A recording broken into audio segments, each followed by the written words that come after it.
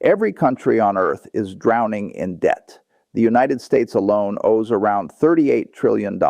Japan owes about $9 trillion. Globally, the total tab is roughly $315 trillion, around 3 times larger than the entire world economy. But here's the paradox that should actually scare you. If everyone owes money, who is everyone paying? The obvious answer is creditors, banks, investors, foreign governments. But when you follow the chain, when you trace who really holds the IOUs, you run into something much darker. The world doesn't really owe money to some mysterious outside entity. The world owes money to itself. And yet, 4 men, 4 bankers, over the span of 3 centuries, deliberately built a system where debt is never meant to be repaid, where governments are forced to borrow forever, where interest flows endlessly upward, and where the people who engineered the trap profit from every payment, every crisis, and every bailout.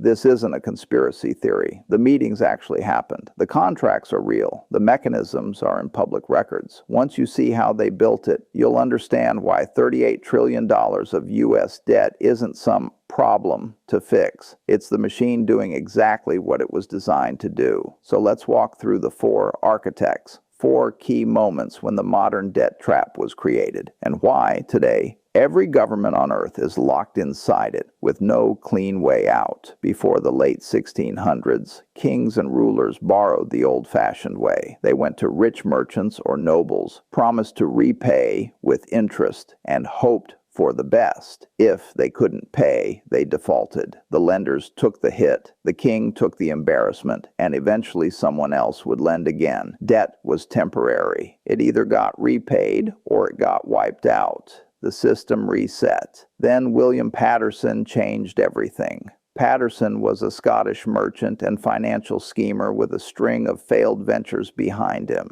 In the early 1690s, he came up with an idea that would completely reshape how money and government worked.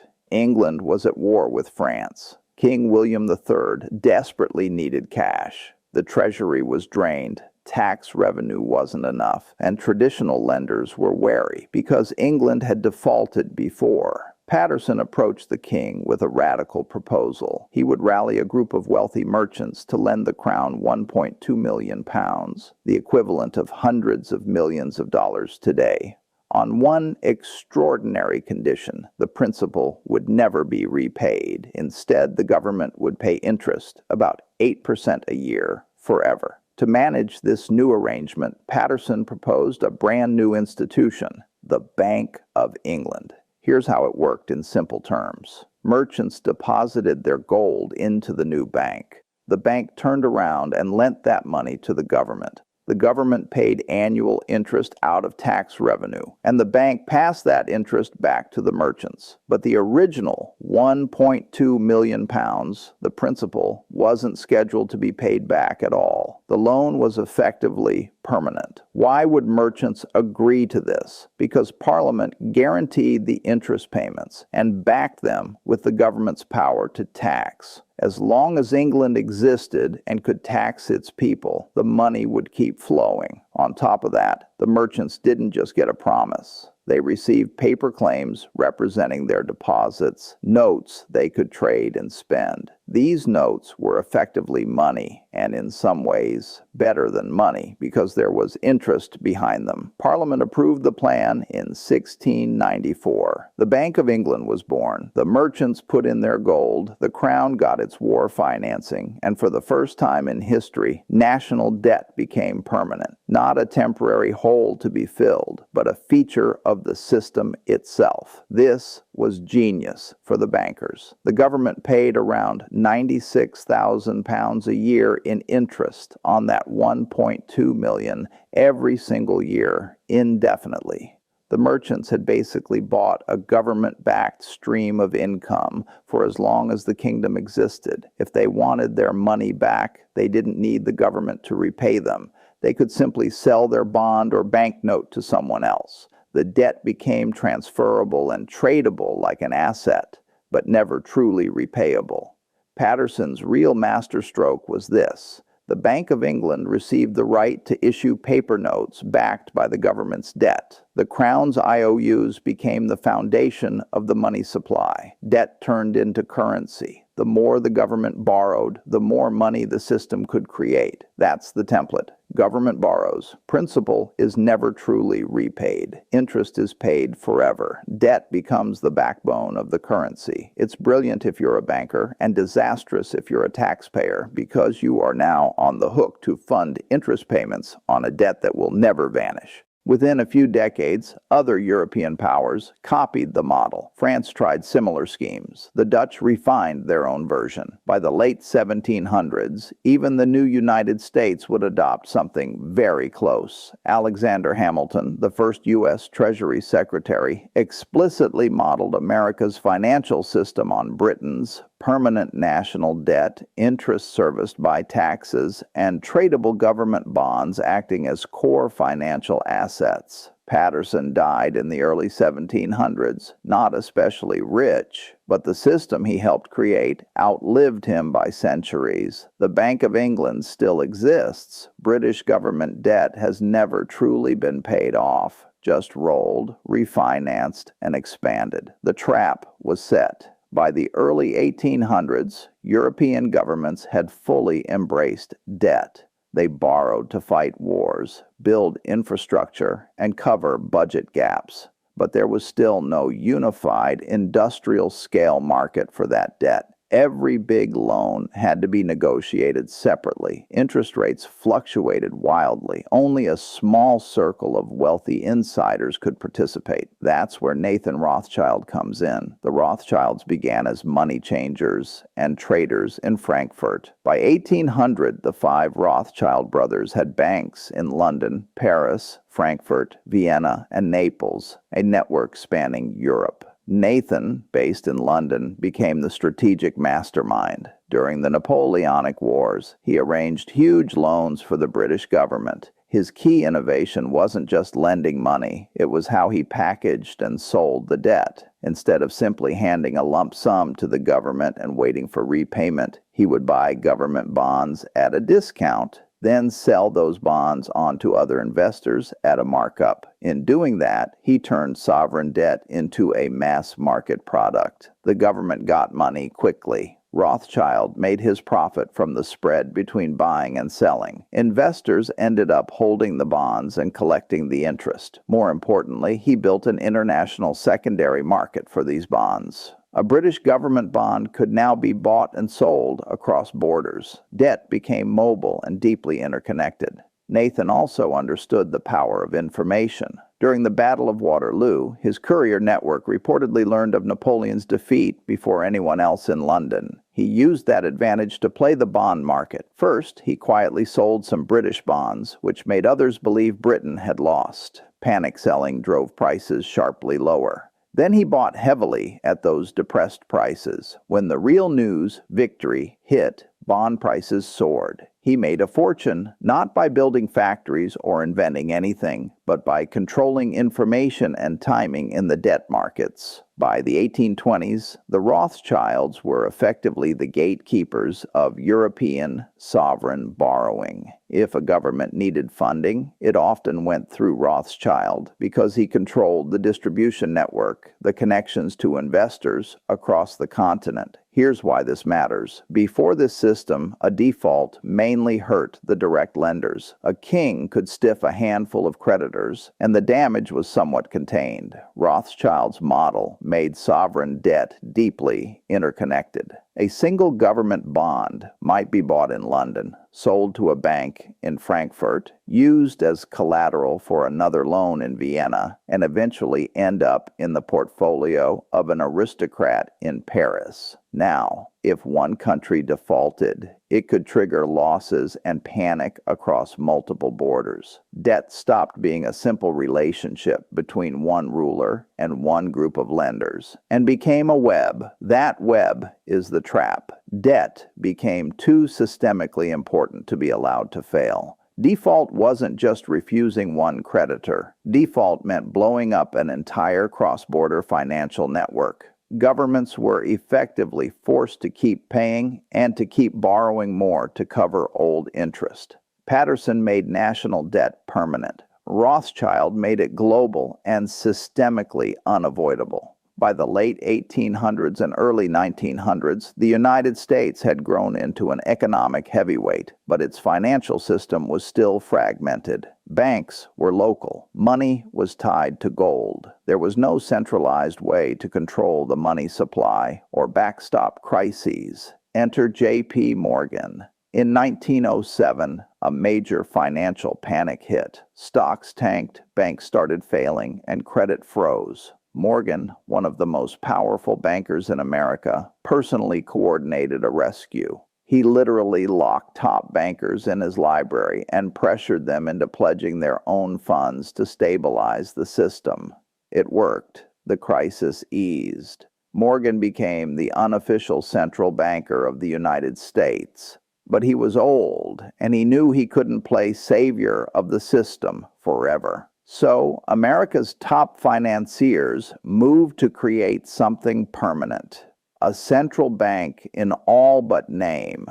The problem was simple. Americans hated central banks. They had already killed two earlier versions in the past. So in 1910, a small group of powerful bankers and politicians, including allies of Morgan and Senator Nelson Aldrich, held a secret meeting on Jekyll Island off the coast of Georgia. Behind closed doors, over about a week, they drafted the blueprint for what would become the Federal Reserve. They knew that if the public realized this was a banker-designed central bank, it would be rejected. So they disguised it. They called it a Federal Reserve System, not a central bank. They split it into 12 regional reserve banks to make it look decentralized. They added a government-appointed board to make it look democratic and public-minded. But the structure ensured heavy banker influence. The regional Federal Reserve banks were owned by private member banks. Those banks elected key officials. And the most important part of the system,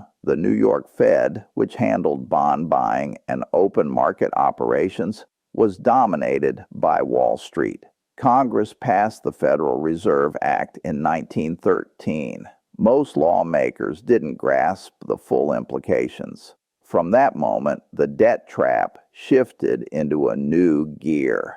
Now the U.S. government didn't just borrow from private banks. It could borrow from an entity that could create money out of nothing, the Federal Reserve. Here's the mechanism in plain language. The Treasury issues government bonds. The Fed buys those bonds and pays with newly created dollars. The government spends those dollars into the economy. The bonds sit on the Fed's balance sheet as assets, backed only by the promise that taxpayers will service them. Before the Fed, there was a natural limit to how much the government could borrow. Banks had only so much money to lend. After the Fed, that limit effectively vanished. There was always at least one buyer that could absorb more debt, the central bank. This enabled debt on a scale that would have been impossible before. Morgan died the same year the Fed was created, but his legacy is the structure that makes today's $38 trillion U.S. debt possible. Without the Fed, markets would simply choke on that amount. With the Fed, there's always an entity ready to buy more. The trap expanded again. By the 1970s, the system that Patterson, Rothschild, and Morgan helped construct was fully global. Wealthy nations borrowed continuously and rolled their debts forward. But poorer, developing countries were different. They borrowed heavily in the 1960s and 1970s for roads, dams, and development projects, often in dollars at low interest rates. Then came the final architect, Paul Volcker.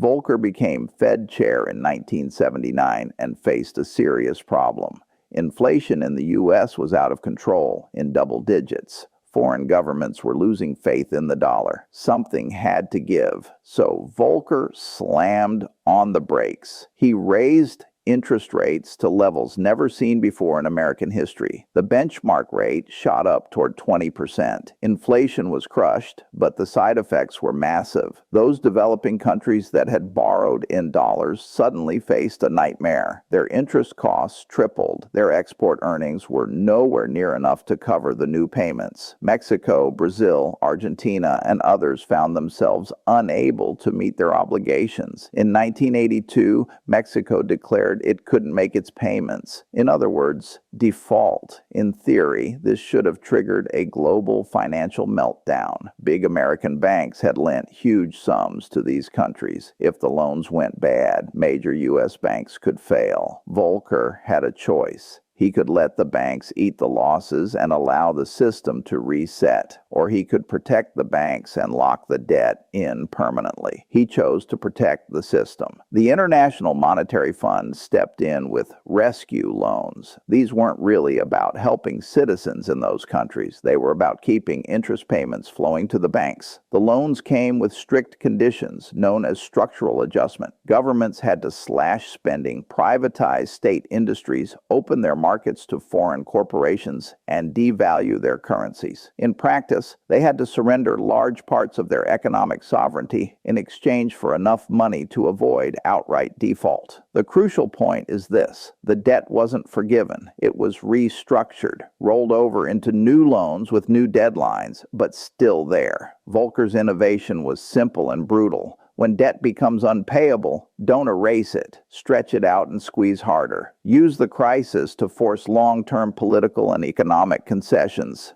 Turn debt into a tool of control. That tool has been used over and over again. Greece, Argentina, Sri Lanka, and many more have all gone through versions of this playbook. Debt crisis, IMF rescue, austerity, asset sales, long-term dependence. The debt remains.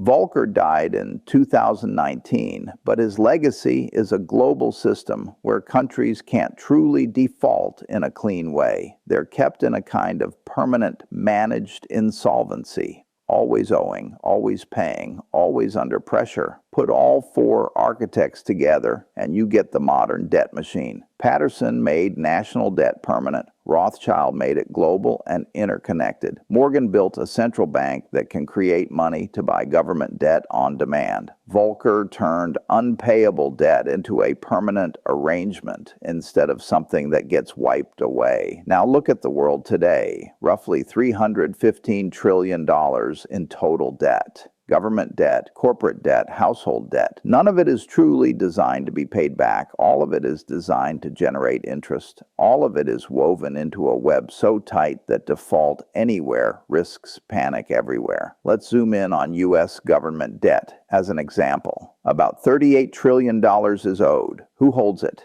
Roughly half is owned by what we call the public. But that doesn't just mean individuals. It means pension funds, mutual funds, insurance companies, banks, foreign investors, and the Federal Reserve itself. All of them hold treasury bonds because they're treated as the safest asset in the system. Those bonds pay interest, currently around $1 trillion per year. That money comes from taxes. Taxpayers send money to the government. The government funnels a big slice of it to bondholders. And those bondholders are mostly large institutions owned by wealthy individuals or managing huge pools of capital. It's a constant structural transfer from workers and ordinary citizens to the owners of financial assets. The rest of the U.S. debt is technically owed to itself, held by things like the Social Security and Medicare trust funds. But that's really just accounting. When those programs need to cash in their bonds, the government has to raise taxes or borrow even more. Around the world, the pattern is similar. Japan's government bonds are largely held by Japanese institutions and its central bank. European debt is held by European banks, funds, and the European Central Bank. China's domestic debt is held by state banks and institutions. Every country is running its version of the same playbook, and they all hold pieces of each other's debt through international institutions, currency reserves, and global funds. It's circular. Everyone owes everyone. But the interest ultimately flows to a relatively small network of massive financial institutions and asset managers at the top. Here's the kicker. This system can't just stop. If the U.S. genuinely tried to pay off its entire $38 trillion debt, the money supply would shrink dramatically. Those dollars were created when the government borrowed. Paying it all back would suck an enormous amount of money out of the economy, causing deflation, depression, and collapse. The same logic holds globally. If every government paid off its debts, the financial system would seize up. There wouldn't be enough safe assets or money for trade and credit to function normally. So the system isn't built to eliminate debt. It's built to roll debt forever. The goal is not repayment. The goal is servicing. Pay the interest, refinance the principal, repeat. Who benefits from this? The biggest holders and managers of that debt, giant asset managers like BlackRock, Vanguard, State Street, and Fidelity, major banks and financial institutions, central banks and supranational organizations that sit at the top of the pyramid. They manage tens of trillions of dollars. They buy government bonds using capital from pension funds, retirement accounts, insurance premiums, and corporate treasuries. They collect interest. They take fees. They use those bonds as collateral to create even more layers of financial products. That roughly $1 trillion a year in U.S. interest payments doesn't vanish. It flows upward into these institutions and the people who own them. It is one of the largest ongoing wealth transfers in human history, and it's baked into the structure of the system. And the most brilliant part, from the architect's point of view, is that most people never see it. It's not called tribute. It's not called rent. It's called debt service. You're told government debt is a problem, but for the people at the top of this system, government debt is the product. It's the thing that generates their income, their power, and their leverage over nations. The four architects never sat in a room together. They weren't collaborating. But each of them, in his own era, solved a problem in a way that locked governments into permanent borrowing, made default systemically suicidal, put money creation in the hands of central banks linked to private interests, and ensured that even when debt becomes unbearable, it gets rolled, not erased. Patterson made national debt permanent. Rothschild made sovereign debt global and interconnected. Morgan created a money machine to support limitless borrowing. Volcker turned unpayable debt into a tool of long-term control. The result is a world where governments borrow without any realistic plan to repay, where interest flows continuously from taxpayers to asset holders, where debt is never allowed to truly die, and where any attempt to escape the system risks collapsing the entire global economy. $38 trillion of U.S. debt and $315 trillion worldwide isn't an accident. It's not just bad bookkeeping or political incompetence. It's the logical outcome of a system that treats debt as the foundation of money, the engine of markets, and a primary source of power. Debt isn't a glitch in this machine. Debt is the machine, and interest is the rent we all pay to live inside it.